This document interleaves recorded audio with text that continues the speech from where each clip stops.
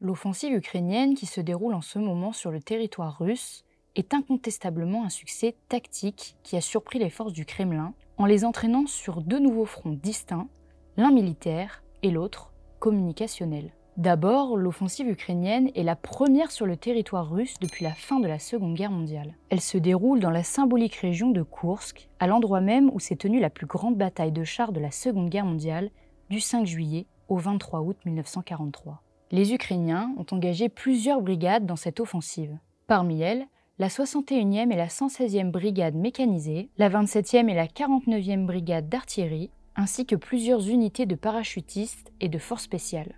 Elles sont bien équipées grâce à du matériel soviétique et occidental. D'ailleurs, on a pu remarquer la présence de véhicules américains de combat d'infanterie, des chars allemands, des chars polonais, des pièces d'artillerie britanniques et même des lance-roquettes tchèques. Avec ça, l'armée ukrainienne a ciblé une région proche de Kharkov, peu défendue par les Russes. Elle a bénéficié du manque de préparation des Russes, qui ont constaté l'accumulation de forces ukrainiennes à la frontière depuis plusieurs jours, sans pour autant réagir et en tirer les conséquences.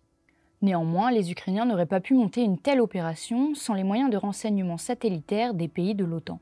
Mais les lignes de défense russes sont peu nombreuses dans cette région. Les champs de mines quasi inexistants et la garde des frontières sont dévolus au seul corps des Pagranitchniki, l'unité de garde frontière qui dépend du FSB. Elle n'est d'ailleurs pas équipée de matériel lourd, permettant de résister à des attaques blindées. Pour percer, les Ukrainiens ont utilisé un classique de la guerre éclair, la fameuse tactique Blitzkrieg, utilisée par les Allemands au début de la Seconde Guerre mondiale. La rupture du front est alors obtenue par une concentration de forces terrestres, avec des blindés, de l'artillerie ou encore des forces spéciales, sur un point plus faible et moins défendu. Cette rupture dans la partie tendre des défenses adverses est ensuite exploitée pour s'enfoncer profondément dans le dispositif adverse. Et c'est exactement ce qui se passe en ce moment.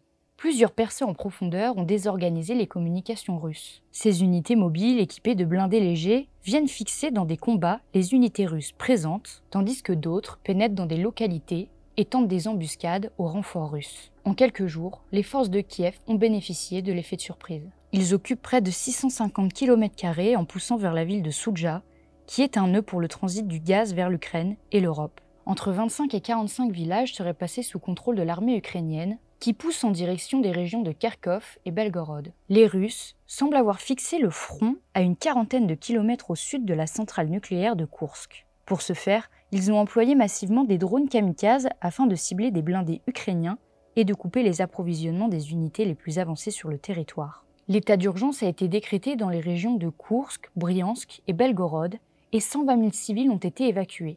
De nombreux renforts blindés et d'unités parachutistes et d'infanterie mécanisée de réserve ont été envoyés afin de fixer puis de repousser les Ukrainiens. Il paraît peu probable que l'armée ukrainienne puisse pousser plus en avant en direction de Koursk, ce qui ne semble pas vraiment être dans leur plan. En effet, les troupes ukrainiennes ne sont pas assez nombreuses pour s'accrocher durablement. Le terrain qu'elles occupent est composé de champs et de petits terrains forestiers qui ne permettent pas d'y organiser des défenses solides ou d'y dissimuler des équipements pour les troupes. Pour ça, il faudrait prendre une agglomération conséquente et pouvoir renforcer le dispositif par de nouvelles brigades. Il faudrait également assurer une chaîne logistique et continue afin d'approvisionner les troupes en eau, en nourriture, en essence, en munitions et en véhicules pour remplacer ceux qui ont été perdus. Le principal objectif des Ukrainiens est d'infliger une défaite communicationnelle à la Russie et de porter la guerre sur son propre sol.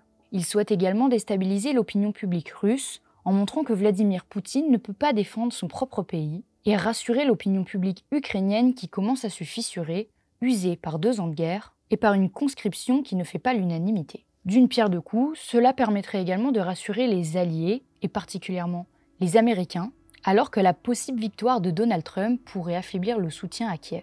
Pour finir, cette offensive permettrait de contrer le narratif russe et les avancées progressives de Moscou à l'est. Car en effet, depuis plusieurs semaines, la progression des Russes s'accélère en direction de Kramatorsk, ville où se trouve l'état-major et une partie des réserves ukrainiennes dans le Donbass. Dans le Donbass, il est peu probable que cette offensive ait un réel impact. Les unités envoyées dans la région de Koursk étaient prépositionnées dans la profondeur et ne faisait pas partie des renforts immédiats pour les combats dans les régions de Lougansk, Donetsk et Zaporijie.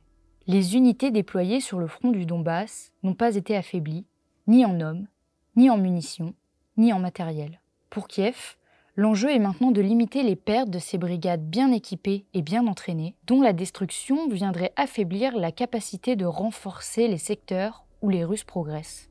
Cette opération ne fait d'ailleurs pas l'unanimité dans les rangs ukrainiens, où l'on craint un effondrement du front dans le Donbass sous les coups de boutoir russes qui portent leurs fruits. Pour contrer l'offensive ukrainienne, Vladimir Poutine aurait nommé hier le colonel général Alexei Dioumine responsable des opérations dans la région de Koursk. Celui qui fut l'un des cadres du FSO, le service de protection de la présidence, était jusqu'alors gouverneur de l'oblast de Toula. Récemment, il était nommé secrétaire du Conseil d'État et assistant de Vladimir Poutine au sein de la puissante administration présidentielle. Il fait aussi figure de successeur potentiel du président russe. En revanche, c'est un véritable défi politique pour Vladimir Poutine qui ne peut laisser durablement les Ukrainiens occuper une partie du territoire russe, aussi petite soit-elle. Si vous souhaitez retrouver tous nos documentaires sur le conflit russo-ukrainien et tous les autres documentaires d'Omerta, abonnez-vous à l'application disponible sur l'Apple Store et Google Play.